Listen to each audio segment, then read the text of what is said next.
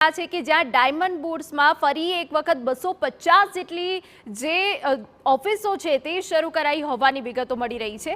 અષાઢી બીજના દિવસે ઓફિસ શરૂ કરવામાં આવી। સૌથી મોટો મહત્વાકાંક્ષી પ્રોજેક્ટ પૈકીનો એક સુરત ડાયમંડ બુર્સ છે। ઘણા સમયથી ડાયમંડ બુર્સ પ્રોજેક્ટ હતો વિવાદમાં।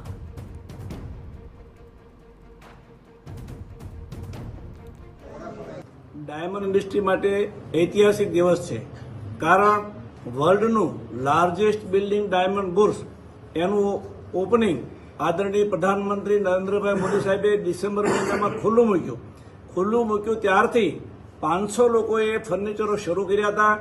આજે અષાઢી બીજ રથયાત્રાના પવિત્ર દિવસે 250 ઓફિસના ફર્નિચરો પૂરા થતા આજે એના ઓપનિંગ થયા છે। તો ભાજપના રાજ્યસભા સાંસદ ગોવિંદ ધોળકિયાએ નિવેદન આપ્યું। સુરતમાં એર કનેક્ટિવિટીને લઈને તેઓએ સવાલ ઉઠાવ્યા।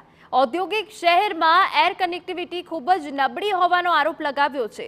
બ્રસેલ્સની સરખામણી સુરત સાથે કરતા એર કનેક્ટિવિટીમાં આશ્ચર્યજનક તફાવત છે। સુરત સાથે છેલ્લા 30 થી 40 વર્ષથી અન્યાય થઈ રહ્યો છે। બ્રસેલ્સની વસ્તી માત્ર 20 લાખની, દરરોજ 300 ફ્લાઇટ છે। સુરતમાં 40 લાખની વસ્તી હતી ત્યારે એક પણ ફ્લાઇટ ન હતી। સુરતમાં 82 લાખની વસ્તી હોવા છતાં માત્ર 30 ફ્લાઇટ મળી રહી છે। સુરતે રોજની 300 ફ્લાઇટ મળે તેવી વ્યવસ્થા થાય તો સુરતનો ઝડપી વિકાસ થાય। તમામ એરલાઇન્સે સુરત તરફ નજર રાખવા વિનંતી કરી। ને બહુ મોટો અન્યાય એરપોર્ટ બાબતમાં થઈ રહ્યો છે એનો હું છેલ્લા 30 વર્ષથી સાક્ષી છું।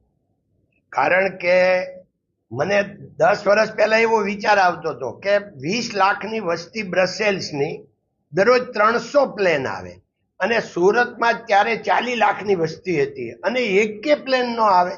હવે પ્લેન શરૂ થયા છે, પરંતુ આપણે જો ગણીએ તો સુરત વસ્તીની દ્રષ્ટિએ ઇન્ડિયામાં 9મો નંબર છે અને એર પેસેન્જરની દ્રષ્ટિએ 37મો નંબર છે।